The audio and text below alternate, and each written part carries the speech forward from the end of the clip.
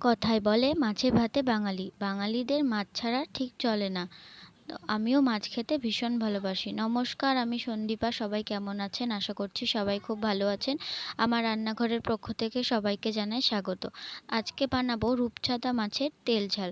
তো দেখুন, প্রথমে আমি মাছগুলোকে ভালো করে লবণ হলুদ মাখিয়ে নিয়েছি। তারপর কড়াইয়ে তেল দিয়ে তেলটাকে ভালো করে গরম করে নেব। তেল গরম হয়ে গেলে এক এক করে মাছগুলোকে হালকা এপিট ওপিট উল্টে ভালো করে লাল করে ভেজে নেব। দেখুন, আমার মাছ ভাজা কমপ্লিট হয়ে গেছে।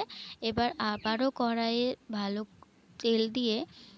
কড়াইয়ে সর্ষের তেল দিয়ে তার মধ্যে দিয়ে দেব একে একে শুকনো লঙ্কা, পাঁচফোড়ন ফোড়নের জন্য।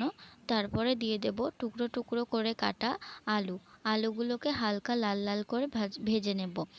2 থেকে 3 মিনিট নাড়লেই আলুগুলো ভালো করে ভাজা হয়ে যাবে। এই যে আমি দেখুন আলুগুলোকে ভালোভাবে ভেজে নিচ্ছি। হালকা আলু ভাজা হয়ে গেলে তার মধ্যে দিয়ে দেব পেঁয়াজ কুচি। স্লাইস করে পেঁয়াজ কুচি কেটে নিয়েছিলাম। এটা একটা পেঁয়াজের হাফ দিলেই চলবে। তারপর আবারও আলু আর পেঁয়াজকে ভালোভাবে ভেজে নেব, লাল লাল করে ভেজে নেব, যেন কাঁচা ভাবটা না থাকে। আলু আর পেঁয়াজ ভাজা হয়ে গেলে তার মধ্যে দিয়ে দেব আদা বাটা, জিরে বাটা, হলুদ গুঁড়ো, লবণ, স্বাদ মতো নুন আর টমেটো বাটা। তারপর ভালোভাবে কষতে থাকবো 2 থেকে 3 মিনিট, যেন মশলা থেকে তেল ছেড়ে আসে। এইভাবে ভালো করে উল্টে পাল্টে কষিয়ে নিতে হবে। এই যে মশলা থেকে তেল ছেড়ে এসছে, এবার আমি দিয়ে দেব কাশ্মীরি লঙ্কার গুঁড়ো। তারপর আবারও ভালো করে একটু কষিয়ে নেব। আর একটু হলুদ কম হয়েছিল বলে তাই আমি এখানে আবারও একটু হলুদ দিয়ে দিচ্ছি। আপনারা নিজের পরিমাণ মতো দিয়ে নেবেন। তারপরে এই যে আমাদের মশলা কষানো প্রায় হয়ে এসছে। মশলা থেকে এই যে দেখুন সাইড দিয়ে তেল বেরিয়ে আসছে। তেল বেরিয়ে আসলেই তারপরে দিয়ে দেব পরিমাণ মতো জল। আর জল দিয়েই এটাকে 2 থেকে 3 মিনিটের জন্য ঢাকা দিয়ে দেব, যাতে আলুগুলো ভালোভাবে সেদ্ধ হয়ে যেতে পারে।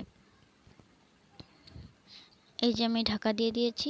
2 থেকে 3 মিনিট পর ঢাকনা খুলে আগে দেখে নেব আলুগুলো সেদ্ধ হয়েছে নাকি। আলুগুলো সেদ্ধ হয়ে গেলে আগে থেকে ভেজে রাখা মাছগুলো এক এক করে দিয়ে আবারও কিছুক্ষণ ঢেকে দেব, যাতে মাছের মধ্যে ঝোলগুলো ভালোভাবে ঢুকে যায়। কারণ মাছের মধ্যে ঝোলটা না ঢুকলে মাছের যে স্বাদটা সেটা আমরা পাবো না, আর বেকার রান্না করা হবে। তো আবার এই দেখুন মাছগুলো এক এক করে দিয়ে আমি 1 মিনিটের জন্য ঢেকে দিচ্ছি। ঢাকনা খুলে এই যে আমাদের রূপচাঁদা মাছের তেল ঝাল প্রায় তৈরি হয়ে গেছে। এবার এটাকে নামিয়ে নেব।